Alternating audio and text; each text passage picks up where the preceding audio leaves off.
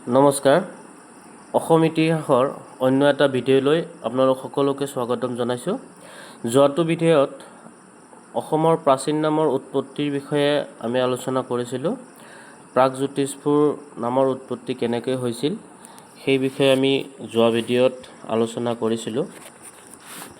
আজি আমি আলোচনা কৰিম কামৰূপ নামৰ উৎপত্তি কেনেকৈ হ'ল। কোৱা হয় কামৰূপ নামৰ আঁৰত ধ্ৰুপদী পৌৰাণিক আখ্যান আৰু বৈকল্পিক ভাষাতাত্ত্বিক তত্ত্বসমূহ জড়িত হৈ আছে। ইয়াত প্ৰধানকৈ ভগৱান শিৱৰ ক্ৰোধাগ্নি ভস্ম হোৱাৰ পিছত এই পবিত্ৰ ভূমিত কামদেৱৰ পুনৰ জন্ম আৰু ৰূপ ঘূৰি পোৱাৰ কাহিনীৰ সৈতেও ই জড়িত। কোৱা হয় যে মহাদেৱে যেতিয়া ধ্যান কৰি আছিলে সেই সময়ত কামদেৱে মহাদেৱৰ ধ্যান ভংগ কৰাৰ কাৰণে বিভিন্ন অংগী ভংগী কৰিছিল আৰু সেই সময়ত শিৱই তেওঁৰ তৃতীয় চকুৰ দ্বাৰাই কামদেৱক ভস্ম কৰিছিলে। তাৰপিছত কামদেৱ যেতিয়া ভস্ম হ'ল, সেই ভস্ম হোৱাৰ পিছত বিভিন্ন দেৱীয়ে অনুৰোধ কৰিছিল। সেই অনুৰোধ মৰ্মে কামদেৱে পুনৰ তেওঁৰ জীৱনটো ঘূৰাই পায়। সেইকাৰণে এই অঞ্চলটোক কামৰূপ বুলি কোৱা হয়। ইয়াৰ উপৰিও এই অঞ্চলত কামৰূপ শব্দটো এটা অষ্ট্ৰিক গঠনৰ পৰা উদ্ভৱ হৈছে, যিটো কোৱা হয় কামৰু বা কামৰুত। ইয়াত চান্তালীৰ এটা ক্ষুদ্ৰ দেৱতাৰ নাম, যিয়ে ভূমিক যাদু বা ভূত প্ৰেত বিদ্যাৰ সৈতে জড়িত কৰাটো ন্যায্যতা প্ৰদান কৰে। তাৰ ওপৰতো ভিত্তি কৰি এই অঞ্চলখনক কামৰূপ বুলি কোৱা হয়। ইয়াৰ পিছত আহিব অসম নামৰ উৎপত্তিটো কেনেকৈ হ'ল। অসম নামৰ কোৱা হয় যে আহোমসকল অহাৰ পিছৰ পৰাই এই অঞ্চলটোক অসম নামেৰে জনা যায়। তাৰপিছত কিছুমান তথ্য অনুসৰি ইয়াত অসম শব্দৰ পৰা উদ্ভৱ হৈছে, যাৰ অৰ্থটোক আমি অসমান বুলি কোৱা হয়, যিটো ভয়ংকৰ সমতা বা সমতল ভৈয়ামৰ পৰা পৃথক। তাৰপিছত যদি আমি চাওঁ, দেখা যাব যে প্ৰধান ঐতিহাসিক মতসমূহে টাই ভাষাৰ উপাদান বা বড়ো জনজাতীয় শব্দৰ ভুৎপত্তিৰ দিশে আঙুলিয়াই দিয়ে। তো ইয়াতে টাই ভাষাৰ শব্দ হৈছে অসম, যাক আমি অপৰাজিত বা বিজয় বুলি ক'ব পাৰোঁ। তো টাই ভাষাত চাম শব্দৰ লগত অ উপসৰ্গৰ লগ লগাই এই অসম শব্দৰ উৎপত্তি হৈছে। তো টাই ভাষাৰ চাম শব্দৰ অৰ্থ হৈছে অপৰাজিত। অসম শব্দৰ অৰ্থ হ'ল অপৰাজিত, আৰু ইয়াৰ পৰাই আমাৰ অসম শব্দটোৰ উৎপত্তি হৈছে বুলি কোৱা হয়। ইয়াৰ পিছত আমি যদি চাওঁ কামদেৱৰ পৌৰাণিক যিবিলাক আখ্যান, যে প্ৰেমৰ দেৱতাৰ পুনৰুজ্জীৱন, প্ৰবাদ অনুসৰি ধ্যানমগ্ন মহাদেৱৰ ধ্যান ভগ্ন কৰাৰ অপৰাধত কামদেৱক শিৱই তৃতীয় চকুৰ ক্ৰোধাগ্নিৰে ভস্মীভূত কৰিছিল, যিটো মই অলৰেডি আপোনালোকক জনালোঁ। পৰৱৰ্তী সময়ত শিৱ শান্ত হয় আৰু কামদেৱক এই অঞ্চলতে পুনৰ শৰীৰ আৰু সৌন্দৰ্য ঘূৰাই দিয়ে। সেয়ে এই ভূখণ্ডক আমি কামৰূপ বুলি ক'ব পাৰোঁ। আন কিছুমান ঐতিহাসিক তথ্য মতে পু কামৰূপ বা কামৰূপৰ দৰে পৌৰাণিক শব্দৰ পৰাও ইয়াৰ ক্ৰমবিকাশ ঘটিছে। অসম শব্দৰ ভুৎপত্তি ইয়াতে দুটা মতবাদ আমি পাম, টাই মতবাদ আৰু বড়ো মতবাদ। তো টাই ভাষাৰ টাই ভাষাৰ যি শব্দ আমি দেখা পাম যে টাই ভাষাৰ মূল শব্দ চম, তাৰ লগত উপসৰ্গ লগাই অচম বা অসম শব্দটো গঠন হৈছে। ইয়াৰ যদি আমি সাহিত্যিক অৰ্থ চাওঁ তেতিয়াহ'লে আমি গম পাম যে অচম শব্দৰ অৰ্থ হৈছে অপৰাজিত বা বিজয়ী, যি কেতিয়াও পৰাজিত নহয়। তাৰপিছত বড়ো মতবাদটো যদি আমি চাওঁ, বড়ো মতবাদত অসম বা হাচুম শব্দৰ পৰা উদ্ভৱ হৈছে। অসম শব্দটো হাচুম শব্দৰ পৰা উদ্ভৱ হৈছে আৰু যাৰ অৰ্থ হৈছে নিম্নভূমি বা সমতল অঞ্চল, যিয়ে ব্ৰহ্মপুত্ৰৰ উপত্যকাৰ বিশাল সমতল ভৌগোলিক অঞ্চলক বুজায়। এতিয়া আমি যদি কামৰূপৰ কিছুমান পবিত্ৰ পীঠ চাওঁ, তো সেই পীঠসমূহৰ ভিতৰত আমাৰ যোগিনীতন্ত্ৰ মতে প্ৰাচীন কামৰূপক 4টা ধৰ্মীয় ভৌগোলিক ভাগত বিভক্ত কৰা হৈছিল। তাৰে প্ৰথমটো ভাগ হৈছে ৰত্নপীঠ। পশ্চিম অঞ্চলটোক সামৰি লৈছিল, যাৰ সীমা কৰতোৱা নদীৰ পৰা শংকোষ নদীলৈকে বিস্তৃত আছিল। তাৰ পিছত আমি পাম ভদ্ৰপীঠ বা ধ্ৰুৱপীঠ।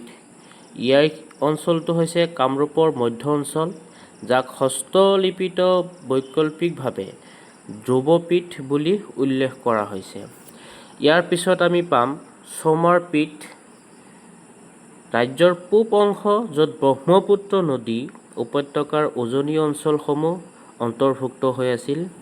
ইয়াৰ পিছত আমি পাম কামপীঠ, যিটো নীলাচল পাহাৰ অৰ্থাৎ বৰ্তমান কামাখ্যা মন্দিৰ য'ত আছে, আৰু ইয়াৰ আশে পাশে উপত্যকাৰ যি কেন্দ্ৰীয় মূল ধৰ্মীয় অঞ্চল আছে, সেই অঞ্চলখিনিক আমি কামপীঠ বুলি জানো। প্ৰাচীন সাহিত্যিক উৎসসমূহৰ ভিতৰত আমি যদি চাওঁ, গোপদ ব্ৰাহ্মণ ই এটা প্ৰাচীন গ্ৰন্থ। তো এই প্ৰাচীন গ্ৰন্থত কামৰূপ নামৰ উৎপত্তিৰ প্ৰসংগ উল্লেখ কৰা আছে। তো প্ৰাচীন অসমৰ বাবে ই কেনেধৰণে গুৰুত্বপূৰ্ণ, তো আঞ্চলিক পৰিচয়ৰ সৈতে জড়িত আটাইতকৈ প্ৰাচীন বৈদিক সংযোগসমূহৰ ভিতৰত ই অন্যতম।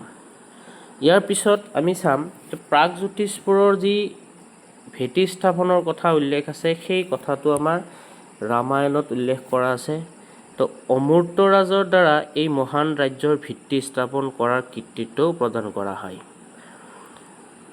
তো যোগিনীতন্ত্ৰ, যি আমাৰ হৰগুৰি সংবাদ বা 4 পীঠ, তাৰ বিষয়ে ৰাজ্যৰ ভৌগোলিক সীমা নিৰ্ধাৰণ কৰাৰ লগতে 4টা ধৰ্মীয় মণ্ডলত বিভক্ত কৰিছে, যি আমি অলৰেডি দেখা পালোঁ।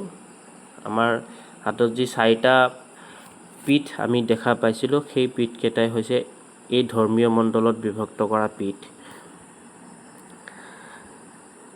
তো এইখিনিতে অসম, কামৰূপ আৰু প্ৰাগজ্যোতিষপুৰ এই 3টা নামৰ উৎপত্তিৰ বিষয়ে আমি গম পালোঁ।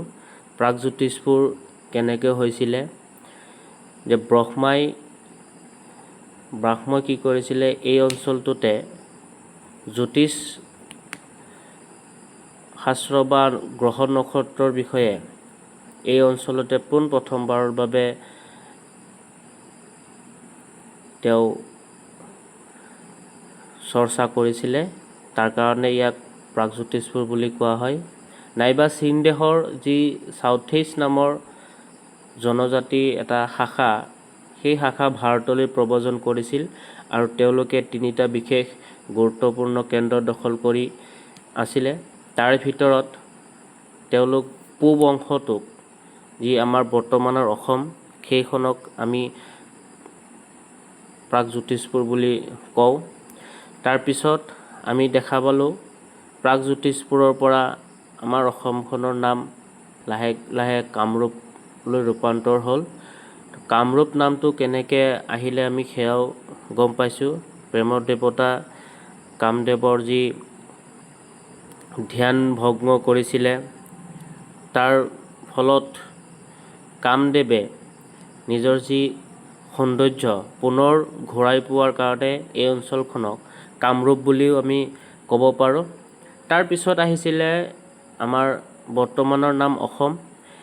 অসম নামৰ উৎপত্তিৰ বিষয়েও আমি ইতিমধ্যে বহু কথাই জানিলোঁ। এতিয়া আমি চাম যে আদিম যুগত আদিম যিবিলাক শাসক আছিলে, পৰম্পৰাগত আদিম ইতিহাসৰ যি শাসকসকল, সেই শাসকসকলৰ বিষয়ে আমি জানিম। তো প্ৰথমতে আছিলে দানৱ বংশ। তো দানৱ ৰাজবংশৰ আমি যদি চাওঁ যে অসমৰ আটাইতকৈ প্ৰাচীন শাসক বংশ, যি কিৰাত বা মংগোলীয় মূলৰ অনাৰ্য শাসক আছিলে। দানৱ বংশৰ প্ৰথমজন শাসক, যাক আমি মহিৰাংগ দানৱ বুলি জানো, তেওঁই হৈছে অসমৰ প্ৰথমজন ৰজা, যিয়ে প্ৰাথমিক অসামৰিক ব্যৱস্থা পাতনি মেলিছিল। তেওঁৰ পিছত তেওঁৰ উত্তৰাধিকাৰীৰ ভিতৰত থাকিব শতকাসুৰ, সম্বৰাসুৰ, ৰত্নাসুৰ আৰু অৱশেষত জনজাতীয় মুৰব্বী ঘটকাসুৰ। আৰু ঘটকাসুৰক হত্যা কৰি নৰকাসুৰে নিজৰ ৰাজবংশ প্ৰতিষ্ঠা কৰিছিল, আৰু সেই ৰাজবংশটোক আমি ভৌম ৰাজবংশ বুলি ক'ব পাৰোঁ। এতিয়া মহিৰাংগ দানৱৰ বিষয়ে যদি আমি চাওঁ, এতিয়া মহিৰাংগ দানৱ অসমৰ প্ৰথমজন আখ্যানমূলক ৰজা আছিল। তেওঁ কিৰাত আৰু অনাৰ্য জনজাতীয় গোষ্ঠীৰ মুৰব্বী আছিল, আৰু তেওঁৰ ৰাজ্যৰ ৰাজধানী আছিল মৈৰাংশ। বৰ্তমান যদি আমি চাওঁ, গুৱাহাটী GS ৰোডত এইটো অৱস্থিত। মৈৰাংশ পৰ্বত ব্ৰহ্মপুত্ৰ উপত্যকাৰ নিকটৱৰ্তী অঞ্চল বুলি আমি চিনাক্ত কৰিব পাৰোঁ। তেওঁৰ পিছত তেওঁৰ উত্তৰাধিকাৰী সূত্ৰে শতকাসুৰ, সম্বৰাসুৰ, ৰত্নাসুৰ নামৰ অসুৰসকলে এই অঞ্চলত ৰাজত্ব কৰে। আৰু এই দানৱ বংশৰ শেষৰজন ৰজা আছিল ঘটকাসুৰ। ঘটকাসুৰক হত্যা কৰি নৰকাসুৰে ভৌম বংশৰ প্ৰতিষ্ঠান কৰে, আৰু লগে লগে দানৱ বংশৰ পতন হয়। নৰকাসুৰৰ যদি আমি চাওঁ, দানৱ বংশৰ পৰা অসুৰ বা ভৌম ৰাজবংশৰ ক্ষমতাৰ পৰিৱৰ্তন অসমৰ পৌৰাণিক ইতিহাসৰ এক গুৰুত্বপূৰ্ণ অধ্যায় প্ৰতিনিধিত্ব কৰে। দানৱ বংশৰ শেষ কিৰাত অনাৰ্য শাসক ঘটকাসুৰক যুদ্ধত নিধন কৰে নৰকাসুৰে।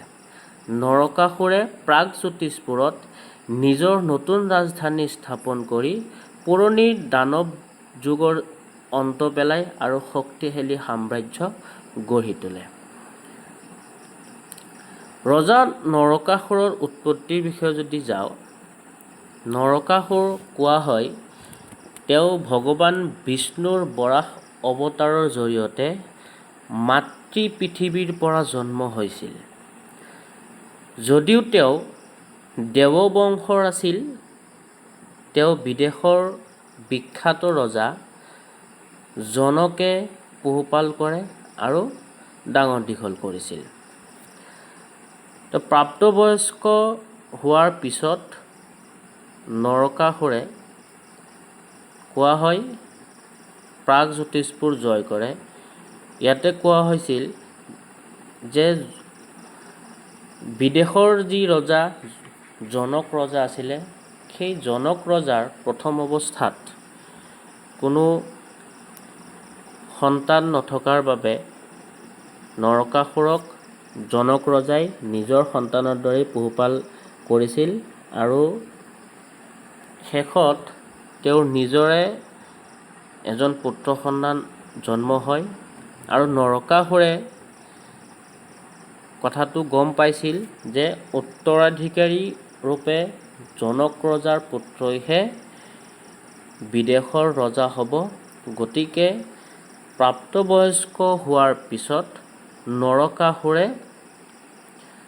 বিদেশৰ পৰা পলায়ন কৰে আৰু প্ৰাগজ্যোতিষপুৰ জয় কৰি নিজৰ এক ৰাজবংশ প্ৰতিষ্ঠা কৰে, যাক আমি ভৌমা ৰাজবংশ বুলি জানো।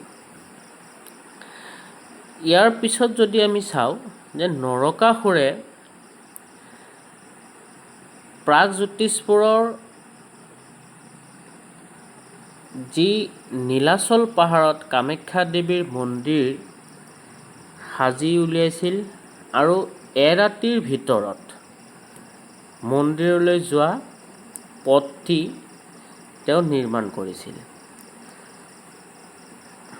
জনশ্ৰুতি অনুসৰি তেওঁ মাত্ৰ এটা ৰাতিৰ ভিতৰতে মূল মন্দিৰ আৰু পাহাৰৰ শিখৰলৈ যোৱা শিলৰ খটখটি পথটো নিৰ্মাণ কৰিছিল আৰু এটা সময়ত নৰকাসুৰ লাহে লাহে অত্যাচাৰী ৰজালৈ পৰিৱৰ্তন হয় আৰু সেই সূত্ৰে নৰকাসুৰক শ্ৰীকৃষ্ণই বধ কৰি নৰকাসুৰৰ পুত্ৰ ভগদত্তক সিংহাসনত বহুৱায়। তাৰ পিছতেই নৰকাসুৰৰ শাসন অন্ত পৰে আৰু ভগদত্তৰ শাসন আৰম্ভ হয়। গতিকে আজিলৈ ইমানখিনি। নেক্সট ভিডিঅ'ত আমি লগ পাম ভগদত্তৰ শাসন কাল কেনেকৈ হৈছিলে আৰু ইয়াৰ পৰৱৰ্তী যি শাসকসকল আছিল সেই শাসকসকলৰ বিষয়ে আমি জানিবলৈ পাম। আজিলৈ ইমানেই। ধন্যবাদ।